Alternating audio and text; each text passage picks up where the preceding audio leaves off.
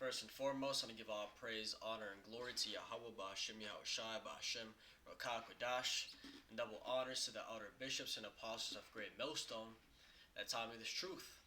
I want to make a quick video today, pretty much going over the news of what's happening recently, going into how Russia sends Iran air defense systems as fears of regional war loom.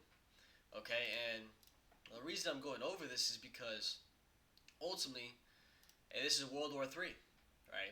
This is the least of the flock bringing out the big nations, right? And I'm going to hit that scripture just in case there's anybody new listening, right? Going into how the least of the flock, right? Going into these Israelis are going to bring World War III. So you have it in two different places. You have it in Jeremiah chapter 49 and verse 20 and Jeremiah chapter 50 and verse 45. But they're both talking about the same thing, right? And this actually gives you the insight of who rules Babylon, right? Being the Edomites. Okay, here it says taken against Edom. Here it says taken against Babylon, right? Because the Edomites, so-called white people, rule Babylon, aka America. But let's read verse 20.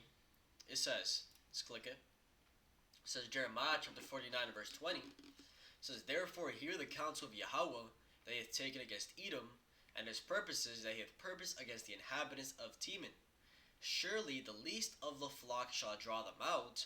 Surely he shall make their habitations desolate with them. Right, and that's the point, is that the least of the flock of the Edomites is going to draw them out. Right, who are they going to draw out? They're going to draw out the big boys. They're going to draw out Russia. Okay, America to go head to head. Okay, and like I said, the least of the flock is talking about those Israelis. Okay, those are the least of the flock. And what we're seeing right now is that slowly but surely, okay, as it says, they're drawing them out, Russia. Because World War III is going to start, it all started from this Israel-Palestine conflict, right, small. Then Israel, Palestine, Israel, now Lebanon, Israel, Iran, and eventually Israel, Russia, right? And then America is back in Israel, Russia, America. The least of the flock is going to draw them out. Okay, and we see that everything is unfolding the exact same way it's been written. So let's read a little bit of this. It says, Russia has started sending advanced air defense systems and raiders to Iran as it threatens to retaliate to the suspected Israeli assassination of Hamas leader Ismail Haniyeh in Tehran. The New York Times reported Monday, citing anonymous sources.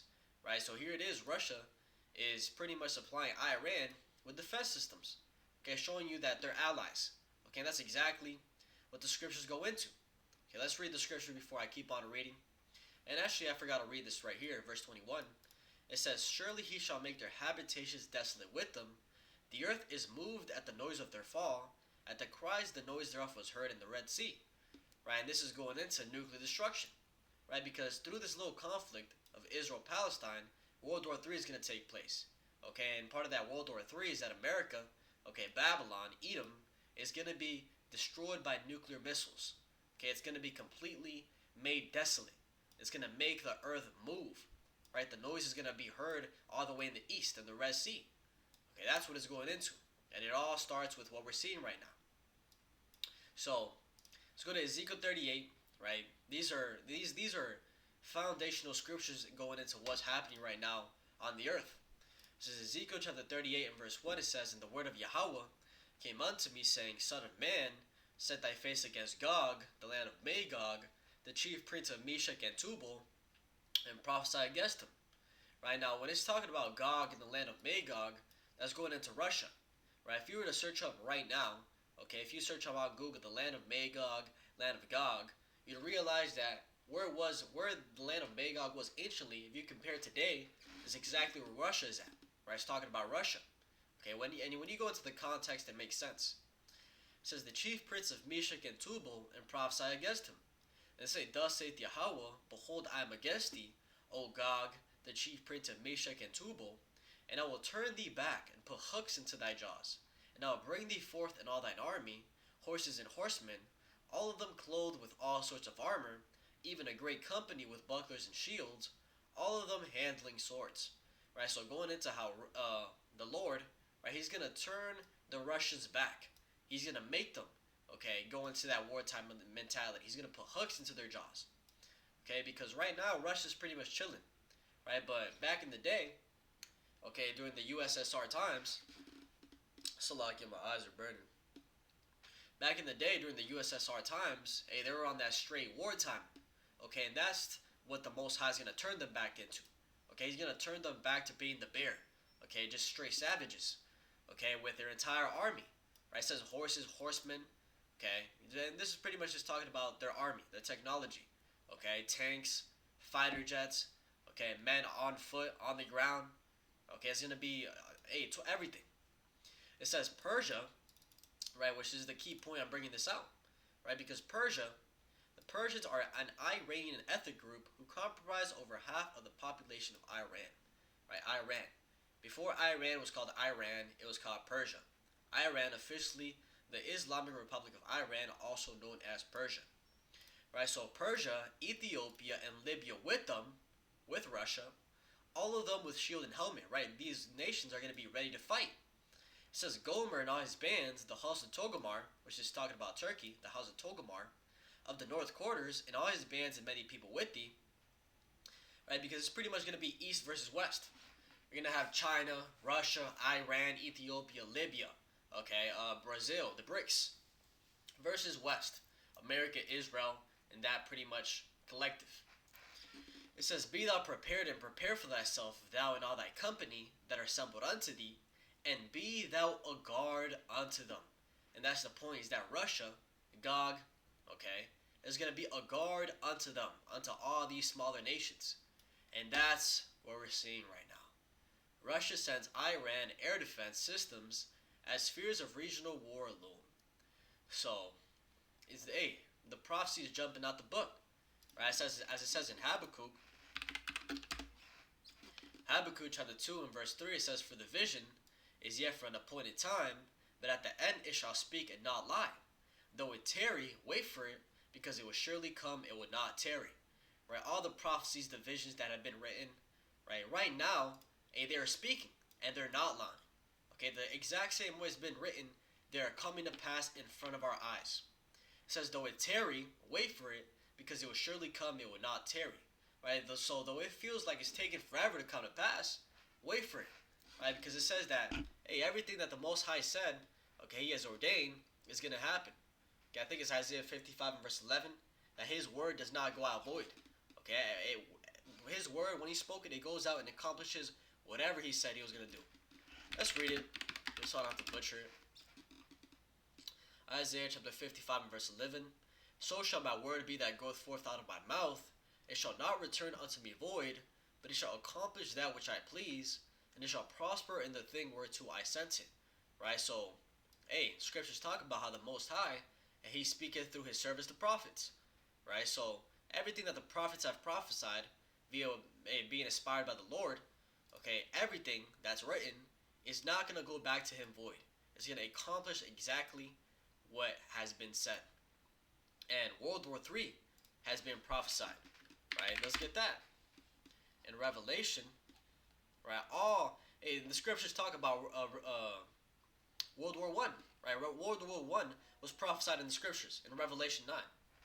Right? It literally says, right? Let me actually just go over this real quick. When you read this, and it's talking about the locusts, okay, and it talks about heads as they were crowns of gold, okay, and it talks about how the sounds of their wings are the sound of many chariots. This is talking about the World War I fighter jets, fighter planes, the dog fighting. Okay, that's what that's talking about.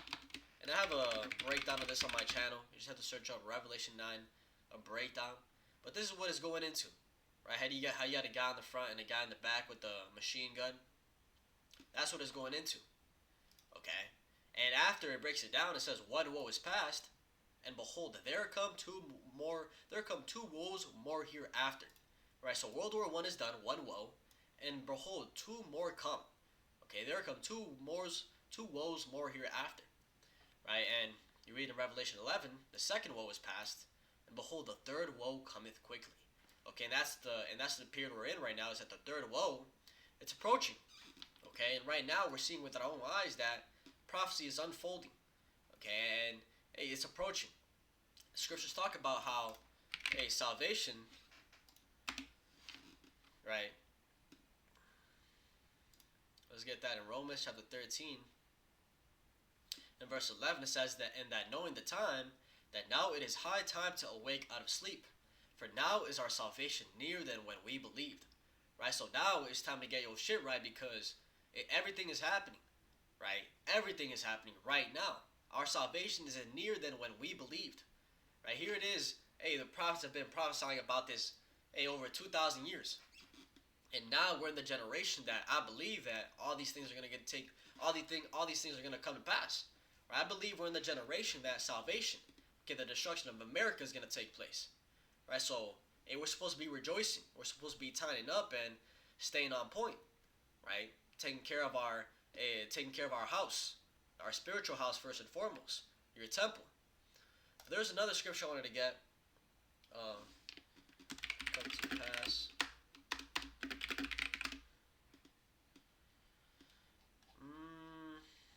Where was it?